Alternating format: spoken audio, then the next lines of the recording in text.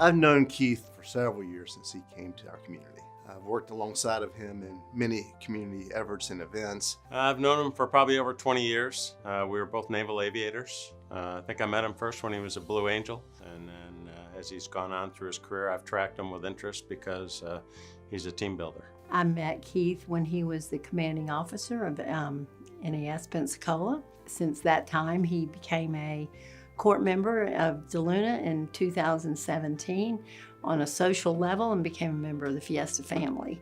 The first word that comes to mind when I met Keith was aspiration. He was always looking forward. He was always sharing a vision of how he can have an impact and how we as a community can continue to improve. He's great at bringing people with different viewpoints together and forming a team. So he's a uniter. Have you ever met one of those energy vampires that you just you leave there feeling? That's the opposite of Keith. When you leave a conversation with Keith, you're inspired, you're challenged, you're thoughtful. You think, wow, how can we work together to make a difference in the people that we touch?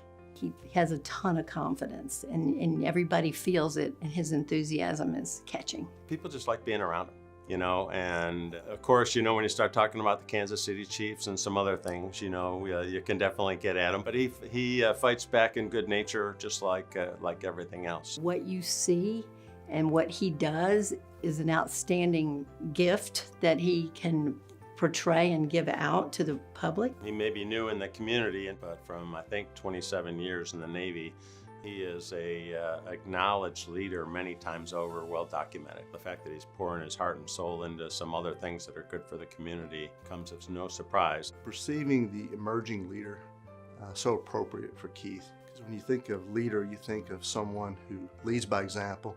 He's beyond an emerging leader, he's a proven leader. I think he's bigger than Pensacola in lots of ways, and that he can bring outside influences and economics to our area. He's touched a lot of people throughout his career, and he has a sphere of influence that will enhance our community. I'm really happy that he decided to retire here. You know, one of the things about being in the military is you see a lot of places, and there are a lot of great places in the country to live, but the fact that he stayed here, you know, and is involved very much still with the military, with the young kids going through all the schoolhouses here. It's good for the military, it's good for the kids, and it's good for the community. One of his sayings is, "You're the man, but he's the man." And thank you, Keith, for being with us and helping us be a better community. And we love you. I would just love to say thank you, Keith. Thank you for your service to our country.